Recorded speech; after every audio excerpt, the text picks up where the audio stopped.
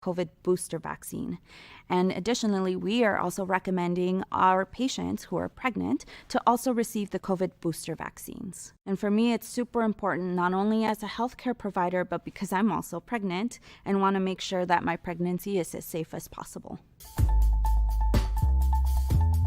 Yes, you can achieve a college education right here in your own community. Harcum College's ACE program at the Deliverance Evangelistic Church offers associate degree programs that can help you land a good job and improve your quality of life. I like Harcum and Debbie because I can continue my education. The teachers are great. The atmosphere is great. It's all possible through iLead and Harcum. Call now or check out our Facebook page at Harcum College at Deliverance Evangelistic Church.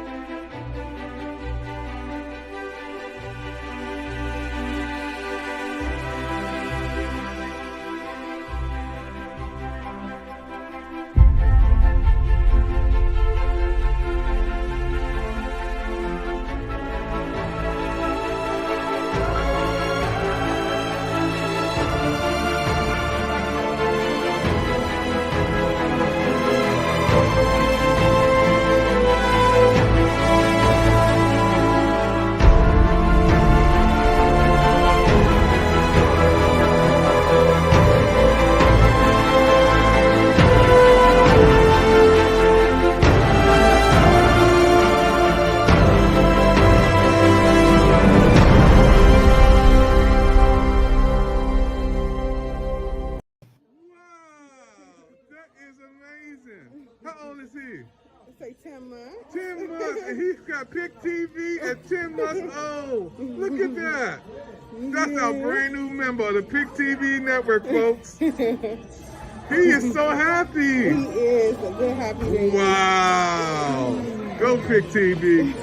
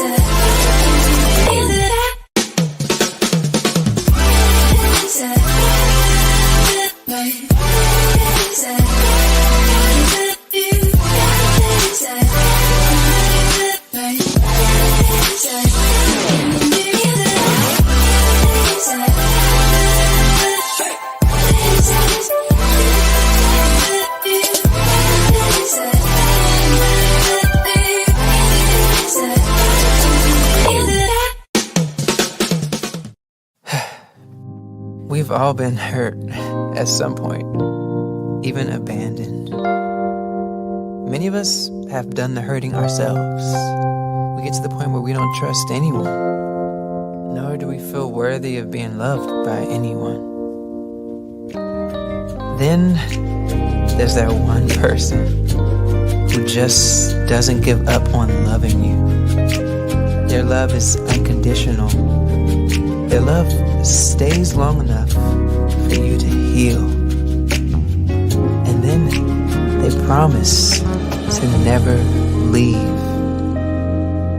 That's love you can count on. God's love.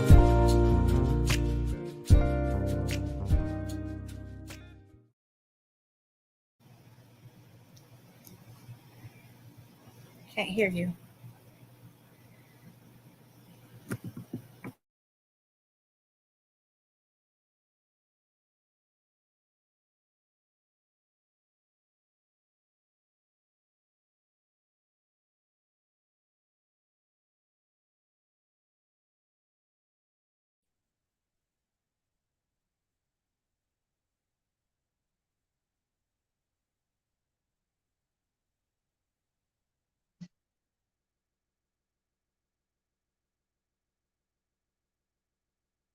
Say thank you again. Thank you again for tuning in to our brand new broadcast today, folks. My name is David Evans from Washington, D.C. Want to give a lot of love out to our audience, checking us out on our brand new hit show. Thank you, everybody, for watching the PIC TV network. This prison freedom show was birthed to showcase people who may have been in prison and out of prison, and those who are helping people along the way.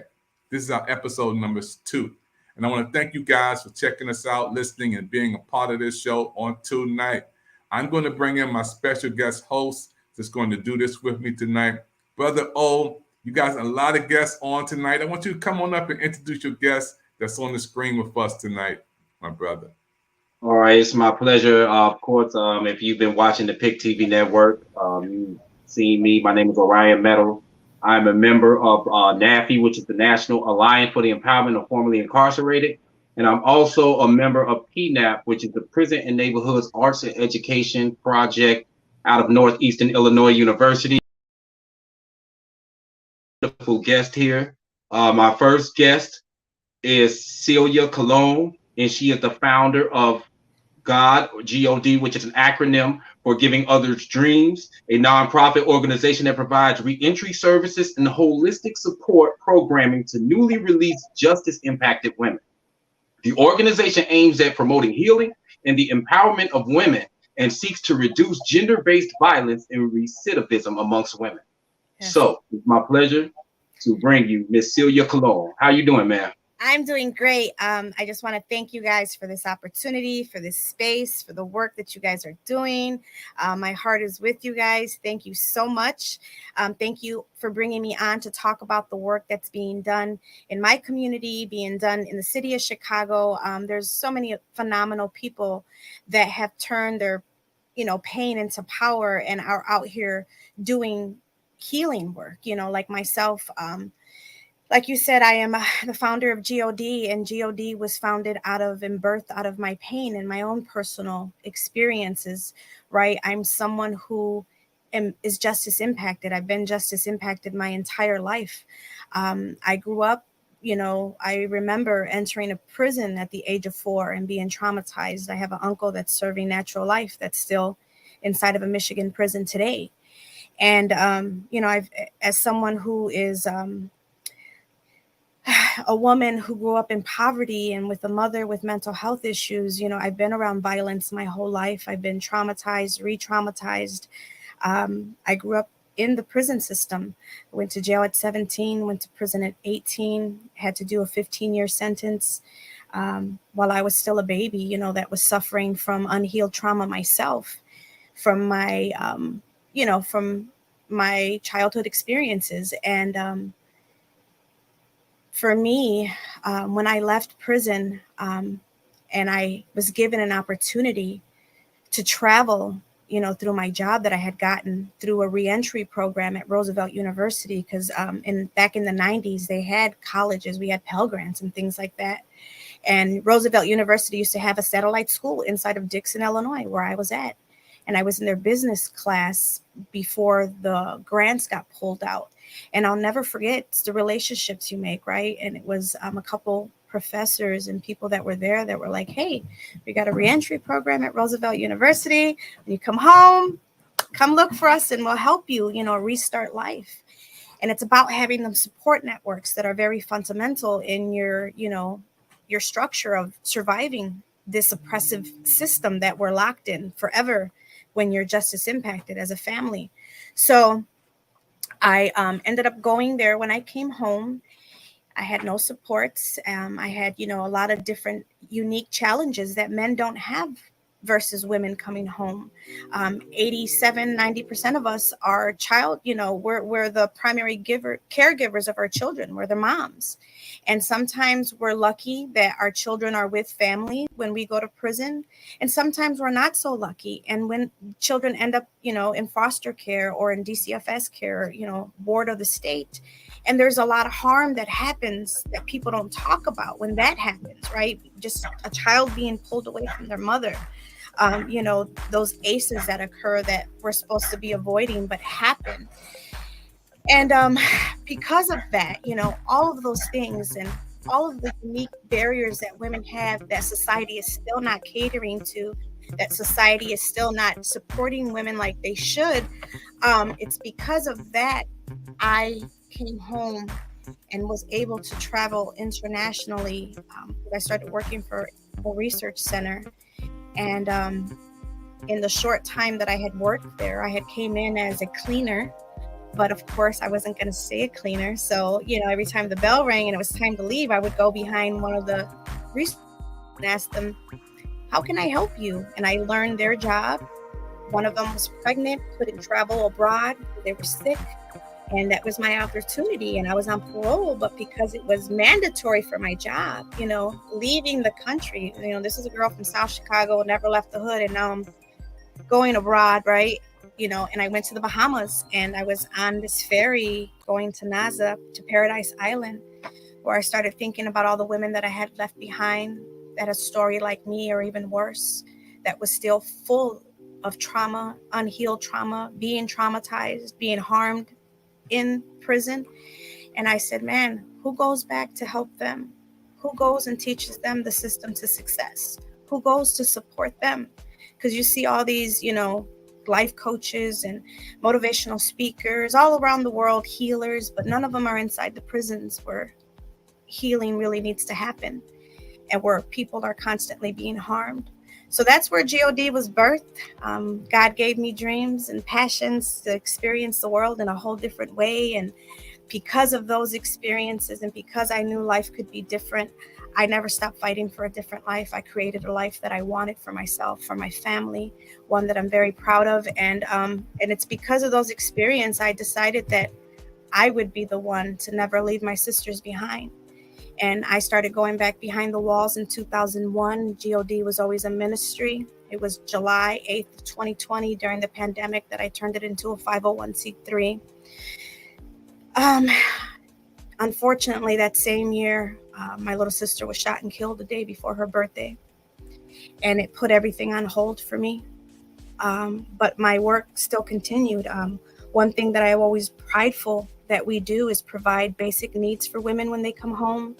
The best investment you can make is in people. So we have something called the We Win Welcome Home Care Package. It provides 60 days of basic needs.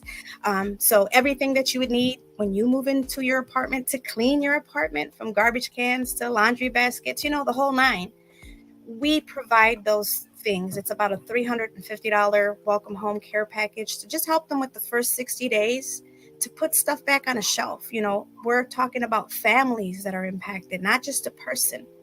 In Chicago alone, there's only 15 neighborhoods and zip codes that people come home to. And they're on the west side and the south side. I live on the south side. I'm still here. I'm in the 25th district. And in my district alone, there's 300 people that come home a day from IDOC with little to no supports, where there's really not so much economical wealth or opportunity. So adult, cannot take care of another adult at stress, especially with women. Most of the time, women come home to their elderly parent or their sister who's been watching their kids, but also has her kids. So we have to think about that and support the whole house. So we do a barriers assessment, find out how many family members are there. And then we get, the big laundry soaps for families, right? Maybe 2 of them, because maybe there's 8 kids in the house. When we can give people their basic needs, right? Remove those stressors of listening to the chatter of when are you going to get a job and how are you going to pay for this, or you're using too much of that, people will actually absorb training and information that they need, reentry service information, job training, readiness, all of that. They'll be able to absorb healing when they get all the chatter out of their head of how can I help my family, right? We're not coming home with money in our pockets. We don't have jobs. We're still trying to just be home. And then we also provide them with 14 interview attire outfits, 5 or 6 pairs of shoes, purses. We give them their first bouquet of flower. We give them a basket of fresh fruit. The whole thing is that we go to them because we're dealing with people with trauma. So we come to them, the village shows up. We have a note that says, we love you, welcome home. We have resources. My number has been the same number since I've been home for 21 years. So I give it out. I tell them, text me anytime. I'm always in a meeting, but I'm always available via text. And we provide a safe, supportive, healing network that changes things for people. When you come home and you tell them, I'm here, no disparities, no judgment, just here to move you forward with the village, right? With people who've been through what you've been through and know what it feels like to be discriminated, know what this feels like mentally, physically, emotionally, spiritually. And they see that you are successful and that you're out here creating change. They also become empowered, and it changes things for people. And that's the thing that kills me. It's like we spend $90 billion in the prison industry, harming people, collecting data for years what are we doing with the data? We know it don't work. Are they just storing it in a shelf, to become part of history books and keep harming people? And then they don't talk about the generational harm with children that is constantly happening, where our children are wearing our numbers and our scars and paying our debts to society with their innocent little lives. So I wanted to ask you a question. We know that typically the face of incarceration has been a male face. But we know that the numbers have increased over the years of women being incarcerated. Why do you think that a lot of the resources for women are not provided, and why women aren't put out there as much as when it comes to dealing with the carceral system? Why is this something that it doesn't happen often? I think there hasn't been enough attention like there should have been and should be. The Women's Justice Institute, who I am, one on their advisory, I'm one of their advisory board members for their Children's Best Interest Act that they have going on right now, where they created a bill and it was passed to help provide an impact statement for moms before they go to prison. And that's one thing I always have championed and always was wished that somebody spoke up for my child when I left her at one, right? About the harm, like where was the medical doctor or the psychologist that was going to talk about the long-term harm that was going to happen to my child by being pulled away from her. So they just did a research study that showed that 77% of the women in IDOC in Illinois actually have crimes that could have been, where they could have been sentenced to probation or community sentencing, right? And that just blows my mind because we're constantly harming the next generation. And it's just kind of under the radar. It's always been a male kind of dominated space where all the resources and the language and the conversations have always been about the men. But we don't talk about men and women when we get pulled over. Like men don't get asked, like if you got arrested and pulled over, if you're a mom or where your kids are at. A mother and a woman will, because we're seen differently in the eyes of society, where we're supposed to wear this hat and never have flaws, and we're not supposed to be human. But yet there's very little support for women, especially women of color, who are constantly re-traumatized. And I'm glad that you mentioned that, because I like for you, lastly, before I hand it over to Dr. Evans, to emphasize the differences that women face pertaining to social barriers and social disabilities coming home from prison as opposed to what men face. So one of the biggest things for me that just tears my heart apart, no one talks about the DCFS system, this monster that's stealing children, right? So it becomes unbearable for women when we come home and our children are with the system, are with a foster care system, right? So women coming home, if your kids are with the state, you're going to have supervised visits that you have to attend. If you don't attend, you show like you're a mom that doesn't care, and doesn't want to be reunificated with their children. You have to take parenting classes. You have to take anger management classes. So now you're a woman who just came home. The jobs that are available usually are warehouse jobs. I'm a woman. I'm sorry. I don't want to carry 40, 50 pounds, 8 hours a day. So now I'm a woman. I have to tell my boss, who might just got a tax write-off for hiring me. He doesn't really care that he's helping me, right? I have to tell him that I have to take off once a week to go do these supervised visits, that I got to take off, twice a week, maybe a half a day to go do parenting. So then I don't keep my job. So now DCFS says, hey, you have to have a job. You have 3 kids, so you need 3 bedrooms on minimum wage. But yet every job I have, I'm being forced to choose between my children and keeping this job. As a mom, I would die for my kids. My kids are always going to win. So therefore, every job I get, I end up getting fired because I'm asking to take off maybe once or twice a week in my first 90 days home. So to the courts, I look irresponsible. I can't keep a job. DCFS, I can't keep a job. I can't get an apartment because I can't keep a job. To the job people that are trying to hire me, I look real irresponsible. I'm this lady with this X on her back. I'm a double minority. I'm a woman of color. I'm constantly being re-traumatized because I'm asked about why I went to prison and why I did this. And you're not hiring that person. You're hiring the skills that I have today. Why are you asking me about something that happened 27 years ago that I can't really tell you anyway because I don't remember? But yet there's this struggle that nobody talks about. I have a woman right now that I've been helping for 3 years. Her kids are in DCFS temporary custody. Why? She's about to lose them because she can't comply with everything. But again, it's a system that's set up the way it's set up to keep us locked, to keep us to fail, to keep the numbers coming in and creating new numbers by creating generational harm, by continuing to harm our children.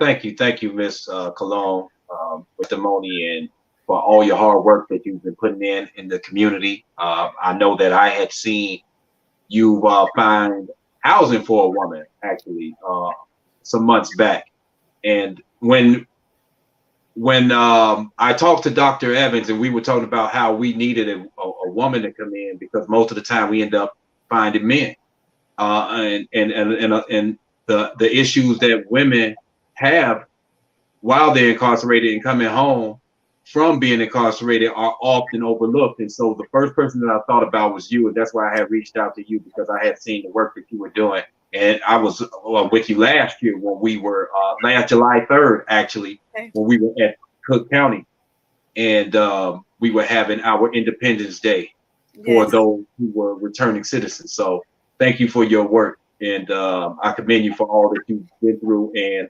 even enduring that through your loss. Thank you. I appreciate it so much, and you were there last year. That's the first thing I harped on, the generational harm. We don't talk about that enough, There's one other thing that I wanted to talk about, the generational harm. So I have one of my captains, one of my, workers who works with me in this field, has a nephew that applied to be an FBI agent, passed the physical, passed the psychological, but when it came to background, because he was related to somebody who had a criminal background, he was not given the opportunity to join the force. Generational harm. When does it end? When can we be fully free? Thank you. Dr. Evans, is there anything you'd like to add? You're muted, sir. Yeah, I know. I'm excited. I'm just listening to you this interview, man. I'm just so happy, to see you guys talking, man, and to have you to spearhead and co-host this show with me and bring on these great folks, to talk about this brand new hit show, the Prison Freedom TV show. When I came up with this show, folks, I didn't know it was going to be this big, first of all. Brother O has come in and he has done a great job to help bring all of these presenters on. This is our second episode. We're going to take a commercial break and he's going to bring on some more folks that's going to really, really light up this screen. So don't you touch that dial. You're watching the PIC TV network all the way from Washington, D.C., beaming it across the world, folks. And we have special guests on from the Windy City, Chicago.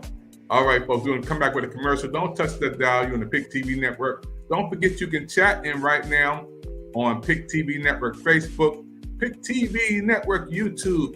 You can chat in on Twitter right now. We are on Twitch and on the PIC TV Network channel 1000 Live. So don't forget, folks, you're watching PIC TV Network, brand new hit show. We'll come back with some more information right after this. Hi, on the PIC TV Network. I want to thank everybody for watching the PIC TV Network. Click and play. www.thepictvnetwork.com.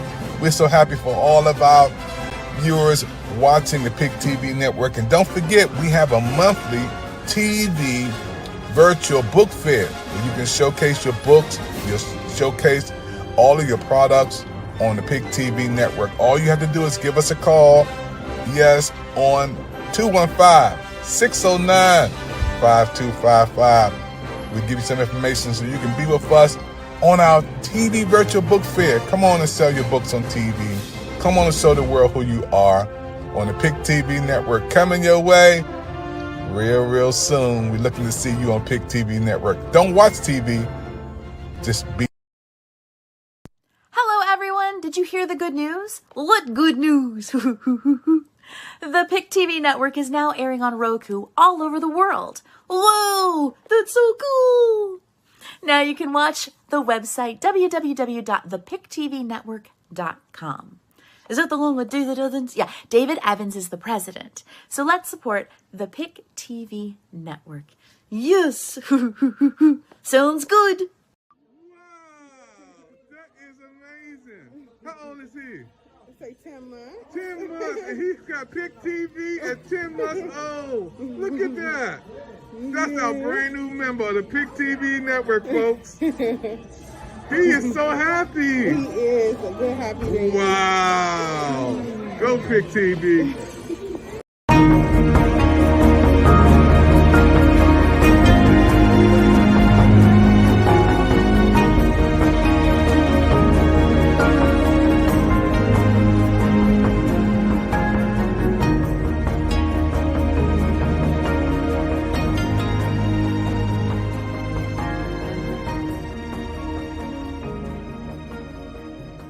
Timmy, man, I'm popping with good vibes because the PIC TV network is on Roku with free channels. I want everybody to help my bro David Evans and PIC get it love. Y'all, it's your boy Ro Timmy, man. I'm popping with good vibes because the PIC TV network is on Roku with free channels. I want everybody to help my bro David Evans and PIC get it love. Hey, the PIC TV network is on the move, everybody. I told you that we were going to touch the world. Yes, the PIC TV network, your network, the People's Investment Channel is on right now all over the world. You don't want to miss the new shows and programs. The PIC TV network, your network, the People's Investment Channel. We're here and we're going to move towards the future way of watching TV. The brand new way of bringing ordinary people on TV who's doing extraordinary things. That means our network is designed just for you and you. Those who are watching the PIC TV network, I want to thank you for going to www.thepictvnetwork.com and checking us out on Roku. Yeah, with 60 channels. We're going forward. We're moving forward. The future way of watching TV is here. The PIC TV network, the virtual way of doing shows and programs, bringing you on right through your cell phone, right through your laptop, right through your computer. We're doing the new way of doing movies, programs, shows, commercials, trailers, all on the PIC TV network. Come on, www.pictvnetwork.com. Don't play around and don't just watch TV, be on TV. PIC TV network is the place to be. I'm David Evans, your president. Yes, folks, PIC TV network, your network right now on Roku, channel 1000 Live. We have some special guests on tonight, and I am excited. I'm so excited because this brand new television show, the Prison Freedom Show, is on the air right now. And I'm going to ask my brother O, you have some special guests on from this segment. Come on and bring them on, brother, and talk about who you got coming up next. All right. So the next two guests I've had the pleasure of working with. And so I'll start off. The first person that I want to introduce is Professor Timothy Barnett. He is the non-traditional degree program interim director at Northeastern Illinois University. He is a professor of English for 24 years and is on the leadership team of PNAP, which is the Prison and Neighborhoods Arts and Education Project, an organization that has partnered with NDP to offer college programs such as the University Without Walls at Statefield Prison and to support formerly incarcerated students on campus. And also a member of PNAP is Brock, also known as the real Brock Kelly. She is a member of PNAP, as I said, and is a proponent for prison abolition and an advocate for other marginalized groups such as the homeless. Brock is a social worker, community organizer, and grassroots fundraiser, and is very instrumental in helping fellow PNAP members with directing them towards resources to help them individually, as well as a collective as members of the organization. And so I'd like to start first with you, Professor Barnett. I already introduced you, but could you tell us a little more about yourself, your experience, and what you've been doing with Northeastern and PNAP? Sure. Thanks, Orion. It's great to be here. Thank you, Celia, for your story and for your work. Appreciate all your efforts. One thing that really resonated with me that you talked about was working and supporting people as part of a network, part of a village. And I think the work with PNAP that I've been a part of over the last 7 or 8 years has really made me understand the value of that kind of work as well. Being part of a larger group and seeing yourself as one of many who are working towards larger goals and working with others to try to understand this messed up system we work with and try to make it better. But we can only do that together and by breaking down boundaries and by using education in the best kinds of ways and working across gender lines and racial lines and economic lines and all other kinds of things. So yeah, thanks, Orion. My name is Tim Barnett, and I also want to give a shout out to Benny Lee, who was on the first program. He's also a faculty member at Northeastern Illinois University, where I teach. And there is, I'll just sort of say that I think there's a lot happening at this university. We're not the most well-known university in Chicago, but we have a lot of mighty things happening. And I'm really proud to be a part of it. I've been here, this will be my 25th year. I'm finishing up this year. I grew up in Connecticut, grew up in a very white neighborhood. My parents were blue collar. My dad was a fireman, fought in World War II. My mom was a secretary, always wanted to go to college, but she was one of 6 kids. They had one boy in the family, and he was the one who went to college. And all the girls basically got married. And I think for the rest of her life, she really had hoped that she would have more options, more opportunities. But we grew up in Connecticut. As I said, working class, kind of moved our way into the middle class. When I was young, I was the youngest. And so most of my life, I can really sort of remember my family kind of just getting in there into the middle class and having friends, most of whose parents were college educated, were corporate people. So I always thought of myself sort of as, middle class, until someone reminded me somewhere in college, I think it was, when they asked me what my parents did. And they said, "Oh, you're from a working class family, huh?" And it never occurred to me that that's where I was from. And since then, I've really embraced that idea and really have used education to kind of help me understand my past and the way that, my family, like many others, have worked their way into the middle class, in part by, embracing the power of whiteness, of trying to really embrace the privileges that are given to us, ignoring often racial disparities, ignoring often poverty and various issues that are right in front of us and that are hard to miss. And yet it's part of, I think, the white middle class ethos to kind of push that off, act like it has nothing to do with us, and that we're not connected to that.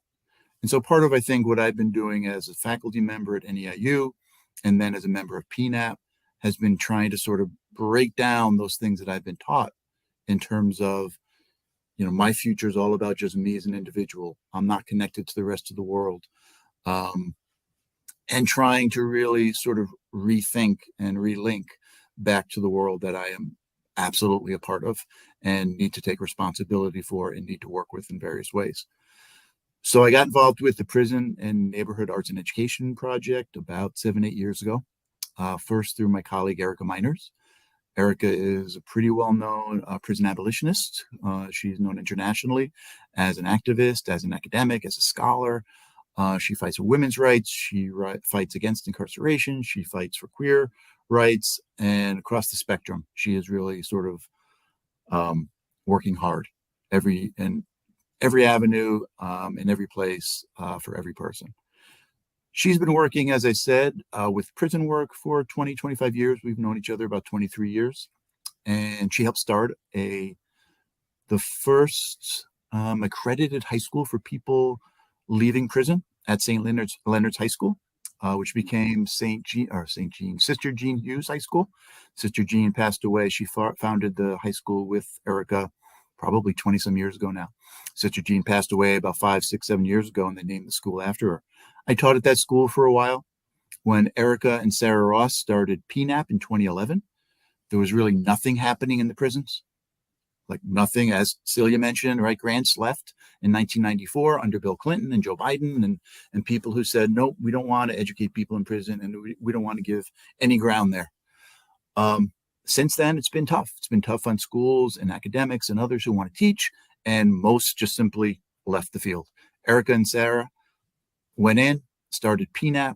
They built a coalition of faculty from across the city of Chicago, from Northwestern University, from the University of Chicago, from the University of Illinois, Chicago, NEIU, Dominican, variety of places. Just kind of went in and said, we're here, we want to teach.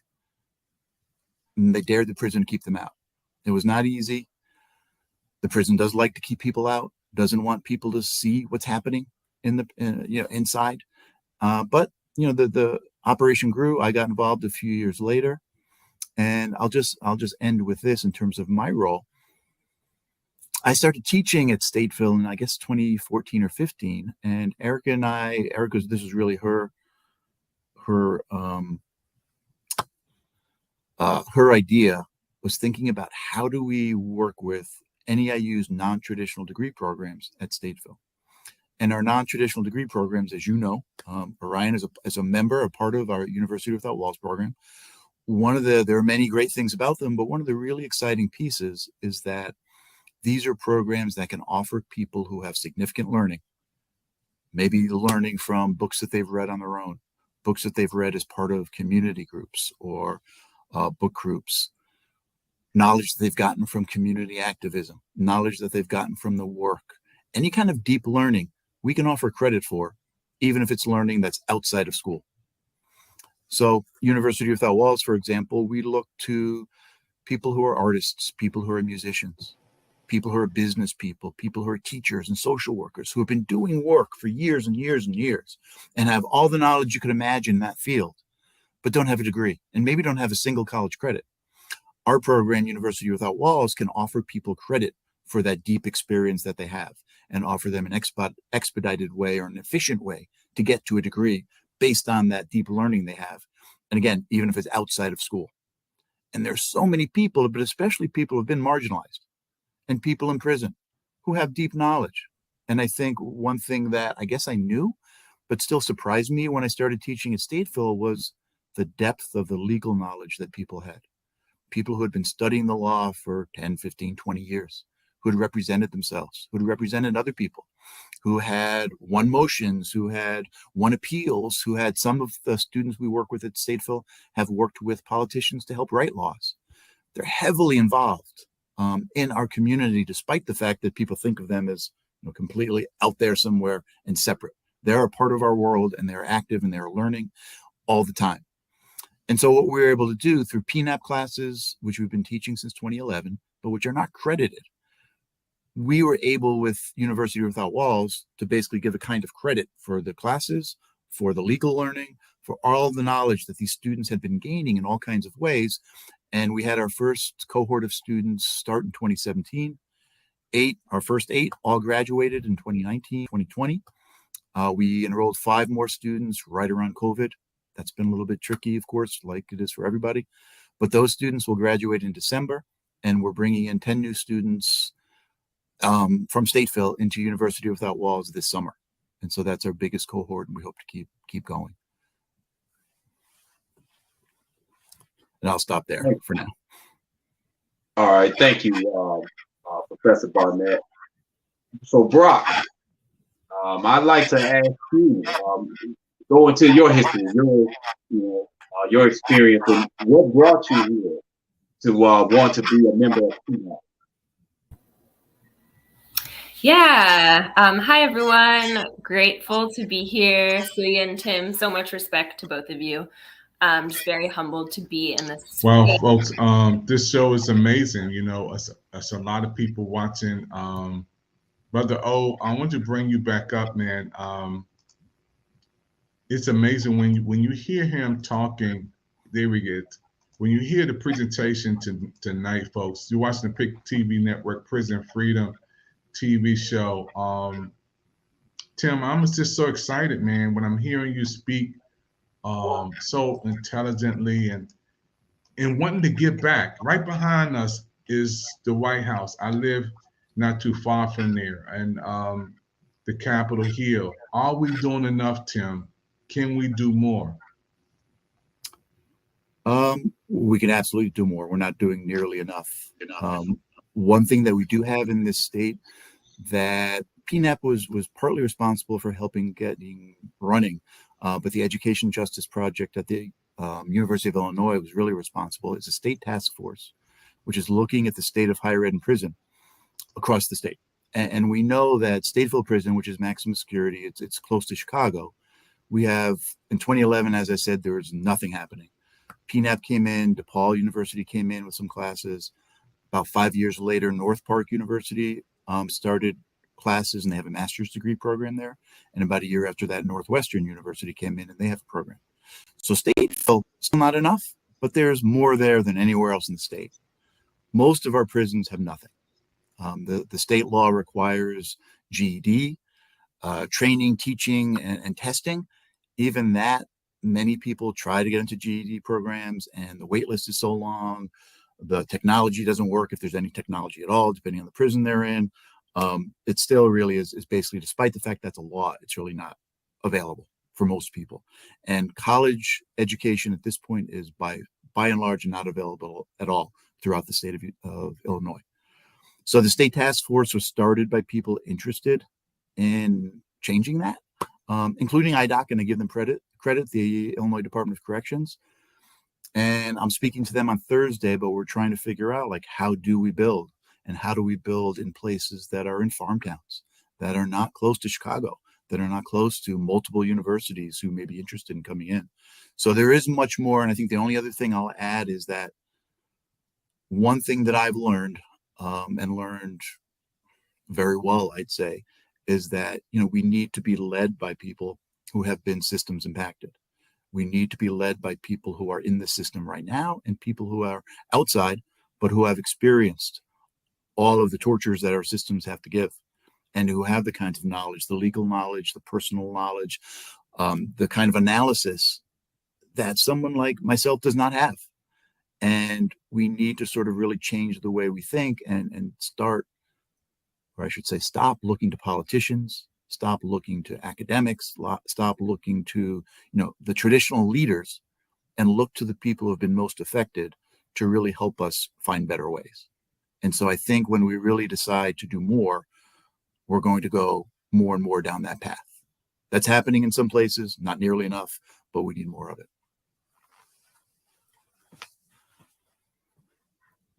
Okay, so Brock, going to you. I know that you came from Virginia. Could you tell us a little more about yourself and your experience and what brought you to PNAP? Yeah, thank you. So moved here about 8 years ago. pretty much did actually not want to live in Chicago at all. But I'm here now. And yeah, pretty much immediately, I mean, a lot of my life growing up, I've had many loved ones who have been locked up, and that's really what has like politicized me. And so moving here, I got pretty invested in community organizing work relatively fast. I joined a group called Black and Pink Chicago. There are about 10 other chapters around the country. And so, what Celia was talking about really resonated with me too, just in terms of doing reentry work for folks. And these were specifically like queer and trans people who are getting out of prison, who do not have their immediate needs met, right? So it's like, yes, we want folks involved in organizing work, but also like they need housing and they need their basic needs met, right? And queer and trans people often have the most obstacles getting out of prison. And I'm an abolitionist, so I don't believe in prisons. I don't believe in police. I don't believe in surveillance culture. I don't believe that these systems are life affirming in any ways. Right. So it's like, how do we kind of like build this other world that we need together where people can actually get what they need to survive and to thrive? Fast forward a little, I'm in grad school now, which has been great. And Erica Miners, who Tim mentioned earlier, got me involved in PNAP as a graduate assistant. My work kind of varies, but a lot of my work is doing research and supporting students who are locked up at Stateville Maximum Security Prison with their independent study work, which has been, it's been very moving and life-changing for me, but also just really recognizing, right, that like institutions, and especially just like the educational institutions, have always been extremely violent to people. Especially like poor working class people of color. Like for example, University of Chicago here has, I think it's like the second largest private police force in the world, right? So it's like really recognizing that these institutions, and like as a student, that they are extremely harmful. And so, right, so like me and like as a white person navigating these spaces, like how do I support folks in making these more accessible and getting the resources that people need, right? Because ultimately it's just like this pull and this struggle, because I really don't even like often believe in these institutions, right? They just want money. Like Celia, you were saying, it's all about numbers, profit. And so it's like, how do we actually just make education free for everyone and accessible for everyone, especially folks who are locked up? And I remember Monica Cosby talking about, who's like an amazing abolitionist, formerly incarcerated, doing a lot of really incredible work here in Chicago, just talking about just how like important getting any kind of access to education is inside, and how we, on the outside often just really take that for granted, even just getting like the privilege of learning and having this institution. So really just like, I think, Tim and Erica and so many others have done so much work. And I'm really interested in like how we build communities with more formerly incarcerated folks on campuses, so folks can feel less isolated, and that they can like build together. So that's some of what I've been doing.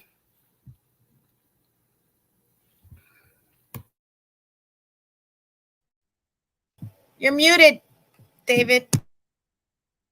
I get so caught up, I'm using both of my ears and both of my eyes listening to you guys.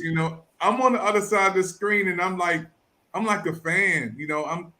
I'm so happy to hear the inspiration, the information, the encouragement, the love, the passion. When I created this show, the Prison Freedom Show, folks, I didn't know it was going to be this big, this fast. I didn't know it was going to grow this way. And I want to thank Brother O for bringing so many special guests on, man, to our television network. We have 60 channels on the PIC TV network, and this is a show that's so wonderful because people can be in prison and still have freedom, and they can come out and have more freedom, and they can have a story. And then we have people who are helping folks like you guys. This is it means so much to me because this is the whole purpose of our show, to let everybody know there is a lifeline of love and encouragement. Um, Anybody want to give any love out to any other speakers tonight? I know all you guys got to say something about each other. Come on. I would like to thank you personally, Brother O, Tim, Brock, everybody out there that's watching, that's doing their own thing to create change. People always talk about the violence. I always say prevention is the key to saving humanity. People that are loved, that are supported, that are given opportunities, they're not out here hurting other people. And the biggest investment we can make is in people. If we were to grab those $90 billion and put it in people, the world would change. And I just want to thank you, all of you, from the bottom of my heart. You are creating change, even if it's just one person at a time. It's like throwing a rock in the river. It does create a ripple effect. So thank you. You guys are awesome. God bless. I really don't have anybody to shout out, but just briefly, Tim and Brock, could you talk about how being a member of PNAP, how it's impacted you? Because I know, Brock, you talked about it being a life-changing experience. So could both of you briefly just talk about how it's affected you, it's impacted your life? Brock, why don't you go? I'll go after you. Yeah, is there an echo? Briefly, I'll just say, being able to have any kind of relationship with anyone who's locked up is just extremely important. Being able to do any kind of inside outside organizing work is, it's life-changing for me, but also it's so critical for folks who are inside. Even just getting a letter from someone, can make someone's entire week. So for me, at least, just really being able to connect with folks also who have gotten out of prison and start building that community, right? Some of these folks I've become really close to, and I consider my community here.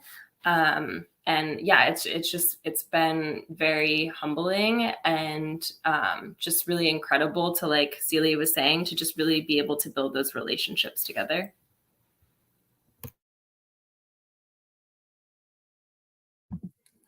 And so maybe I'll speak to a couple things. I've never thought of myself as super creative, as artistic, and this is the first time in my life. The Prison and Neighborhood Arts and Education Project has a huge arts component, and one of our leaders, Sarah Ross, is an artist. Damon Locks is another artist. We work with Aaron Hughes and others around the city who are doing incredible work. And there's something really challenging and invigorating and moving to me about people who spend their lives creatively trying to understand the world in new ways through art. And of course, so many of our students are artists. And so I don't consider myself an artist, but I've been really kind of pushed, I guess, hard to think about my own relationship to creativity, to art, to imagination, and how those things apply to things like prison abolition and political ideas as well. And so that's been a major issue for me. And I don't know if I hear some music. Are we going to commercial?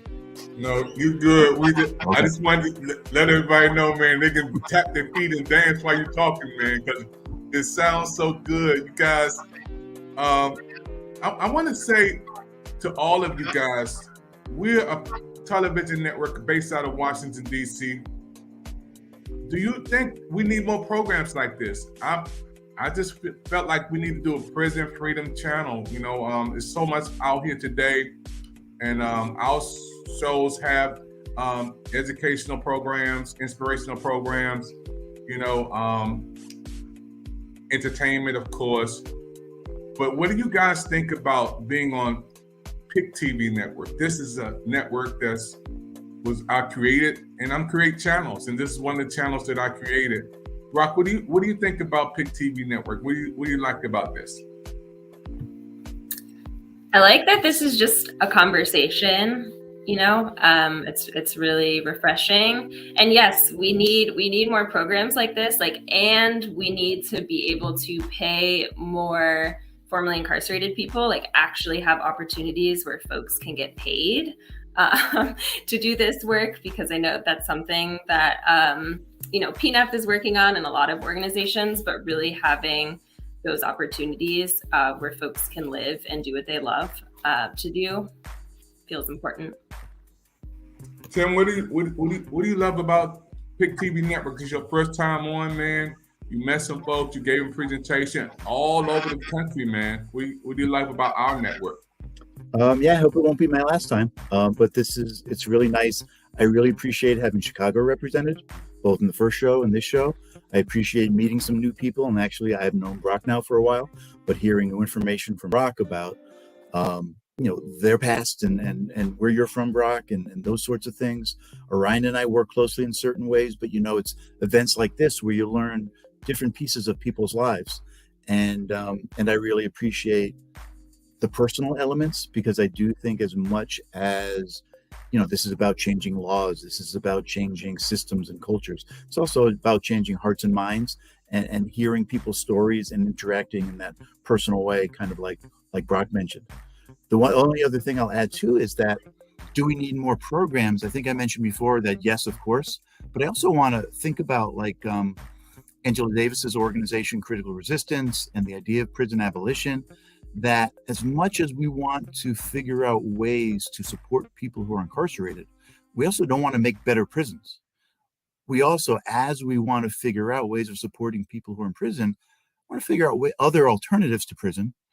The idea of PNAP is that we shouldn't exist in 20 years the way we are, because there should not be prisons the way there are now, where people are basically thrown away and put into dark cells with no light, no books, no communication. And so, it's an interesting balance to try to think about, how do you both think about being really supportive, expanding programming because we need it, but also keeping that larger goal in mind of, how do we dismantle this system that has been, as Celia eloquently said, just really so harmful to so many and does really no good for anyone. When I hear you guys on talking, it's just a blessing to get education and to see that we are a network that's out there pushing something positive. This show is going to be repeated on all social media platforms and on the Pick TV Network channel 1000. Queen, we have the Queen on. Queen, talk about what you love about being on Pick TV Network, our network. This is your first time on. Yeah. So first of all, I love the name, right? I love everything behind the name.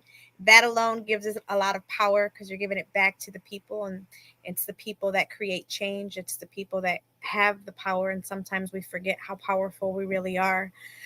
For me, it's it's an honor to be able to share and really talk about not just my life experience. I always say that when I'm speaking somewhere, because I'm on the front lines and I'm listening to trauma every day and I'm impacted by trauma every day, that when I'm speaking, I'm not speaking just for me. I'm speaking for thousands that look just like me, that don't have this opportunity to share the horrific things that are happening behind closed doors, that America should be shamed about and shameful, about what they have done to people like me and you for generations.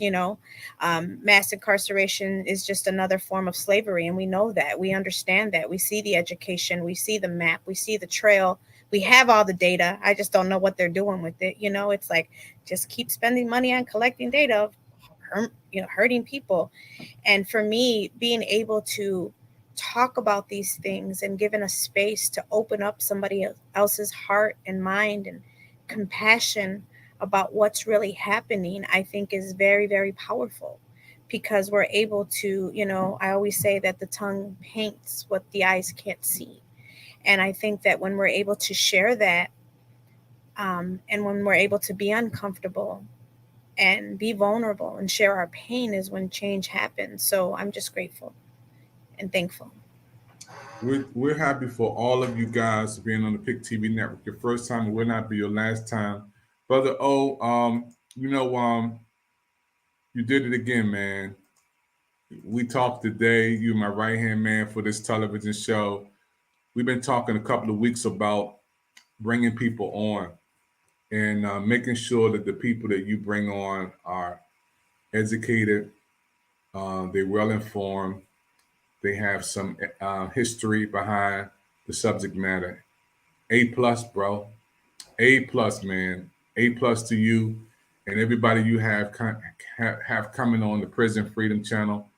And what I love about your story, you've been there, done that, and you coming out doing positive things, and you giving back. Giving back, bro. It feels so good, man. My wife said I'm the president, so I can't say bro. I can't say cool. You know, she said I'm the president of the television network. So Tim, I gotta kind of think about my language, man. But I feel so comfortable with you guys, man. And I think to be in a position where you can feel free and comfortable and talking to people. I think we relate to people sitting at home, relaxing, and some folks are just looking at us on their cell phone, you know, chilling out, and you're reaching everybody. Brother O, why was it so important for you to bring every presenter on tonight?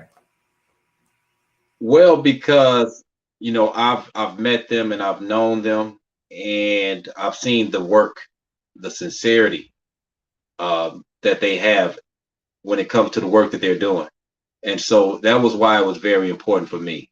You know, when you gave me the opportunity to put the people up that I wanted to put up to help build up this show, there was a list of people, and there were certain people that were at the top, and these are the people that are at the top, right? That were at the top when we began talking, and I could see it. I can envision the people that I wanted to come on, and so it was a no-brainer for me. And I'm glad that they were able to come on to tell their story, talk about what they're doing, because it's important for people to know about giving others dreams, what that organization is doing. It's very important for people to know about PNAP.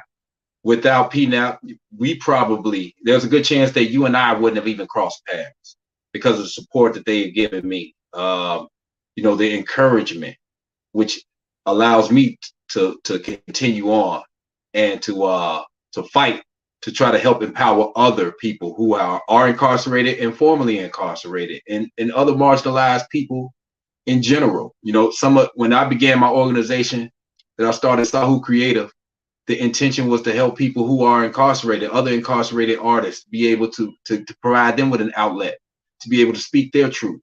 But then I met other people who had not been incarcerated, but who also faced obstacles. And so some of the people who are actually part of Sahu Creative have never been incarcerated, but they faced obstacles coming from places where they don't have the resources to be able to express their truths. And so I'm just happy to be able to be a part of this, and hopefully we'll be able to grow from here on. Yeah, we on the move, man. On Pick TV Network again, a brand new show, folks. You guys are watching this hit show on TV Network, the Prison Freedom Show. You want to be on this show, you can get in touch with us. And Brother O, I'm just putting him in closer to that cockpit, and he's my co-pilot, but he's going to be flying solo after a while. I'm going to put him up there, and he's going to be doing all of the programs by himself. I'm just getting him comfortable. He's doing a super good job. Now, folks, we're going to have everybody to understand that your support helps us so much because, again, those who are watching these programs, it costs for us to do what we do, and all these platforms cost. And we don't charge, but we need some help. So if you want to take a moment and scan the QR code, get your phone, put your phone right on that picture mode, and just scan that QR code, boom. And then it will show you how you can give, how you can support with Cash App, PayPal, Zelle, whatever you want to do. Hey, thank you. This guy's trying it. Oh, wow, this is great. You scan the QR code.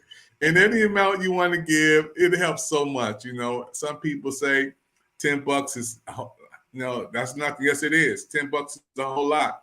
Anything you want to give, 20, 30, 40, whatever you want to give, it helps the programs to stay alive. So all you got to do is scan that QR code. Once you scan that QR code right over there, boom, up there, It'll show you how you can give. It'll show you how you can support our programs and shows here on the Pick TV Network, and you can come on. So I'm excited about that. I'm excited about everybody watching our shows. Folks, we are going to have an after celebration, after talk studio session right after this program. It's going to be part 2, episode 3. We have these speakers come back, and Brother Owen come back with me. We're going to talk about how good this was, and some of our guests may come back again, and you can chat in. It's your time to join us. We want all of you to chat in from the Pick TV Network YouTube, Pick TV Network Facebook, Pick TV Network audience. And when we say Twitter, I mean everybody around the world. You can tweet in right now on the Pick TV Network live as we go into this special after talk session. YouTube, we got the YouTube live on right now, Facebook live, and Pick TV Network channel 1000. I want to thank you for your time. Everybody on the stage, come on and give them a virtual wave, everybody, until we see you next time on the Pick TV Networks. Shalom, everybody. We'll see you on Pick TV Network. And don't forget, right after this, we're going to get ready for our Pick TV Network after show. Count on me. Don't be worried. Cast all your troubles away. Wherever you're going, just know that I'll be there. Count on me. Put on your smile. No need to frown, 'cause I'm here. Just look to me.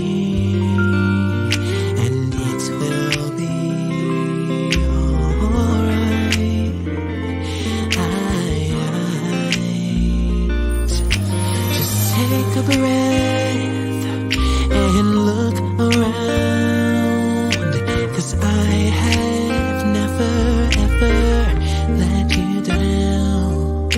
My love for you will never fail. I'll be here forever.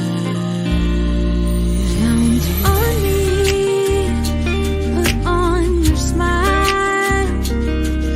No need to frown, 'cause I'm here. Just look to me, and it will be alright. Alright. Just take a breath, and look around. I have never ever let you down.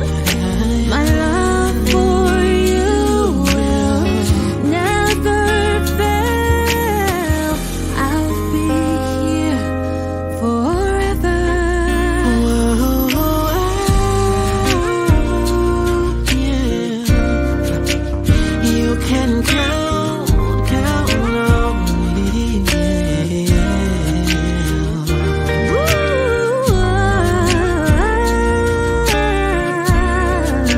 But you can count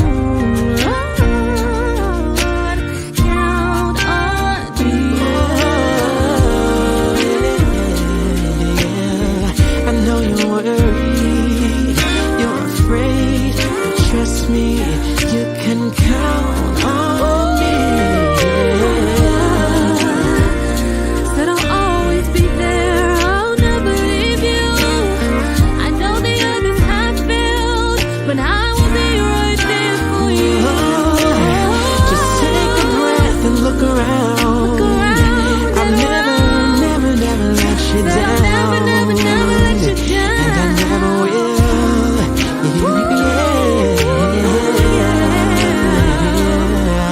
You can count on me. You can count on me.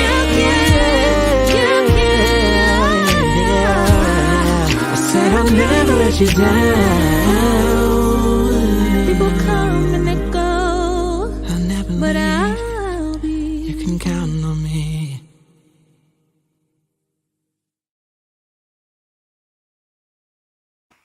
Hey, folks, you made it to the end of the show. Don't forget the next show coming up. Don't touch that dial. Pick TV Network is on the move, and we're on the move with you. Now, if you want to be on Pick TV Network, all you have to do is take a moment and get in touch with our #1 business advisor and manager who's going to get you on Pick TV Network. All you have to do is take a moment and call 215-609-5255, and you can be on the Pick TV Network. I'll see you on the next show on Pick TV Network. Thank you for your time, everybody. The CDC is recommending that all adults receive the COVID booster vaccine. And additionally, we are also recommending our patients who are pregnant to also receive the COVID booster vaccines. And for me, it's super important, not only as a healthcare provider, but because I'm also pregnant and want to make sure that my pregnancy is as safe as possible.